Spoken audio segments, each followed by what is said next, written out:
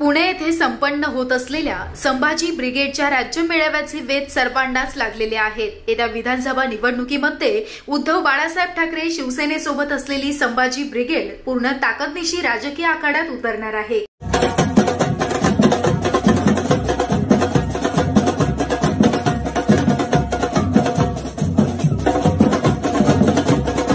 त्यामुळे या महामेळाव्याकडे राज्यभरातील राजकारण्यांचं लक्ष लागलं।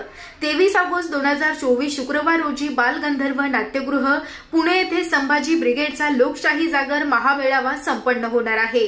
संपूर्ण महाराष्ट्रातील संभाजी ब्रिगेडचे पदाधिकारी आणि कार्यकर्ते मोठ्या संख्येने या मेळाव्यासाठी विद्येचं माहेरघर असलेल्या पुण्यात एकत्र येणार असून या मेळाव्यात येणाऱ्या विधानसभा निवडणुकीचं बिगुल फुंकलं जाणार आहे। संभाजी ब्रिगेडची उद्धव बाळासाहेब ठाकरे यांच्या शिवसेनेसोबत युती आहे।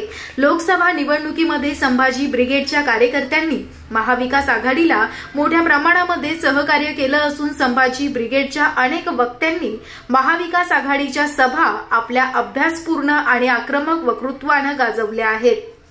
त्याचा फायदा महाविकास आघाडीच्या उमेदवारांना झाला असून महाराष्ट्रात महाविकास आघाडीने मोठं यश संपादन केलं। त्यामुळे येणाऱ्या विधानसभा निवडणुकीसाठी संभाजी ब्रिगेडचे उमेदवार स्वतः निवडणुकीच्या मैदानात दंड ठोकून तयार आहेत।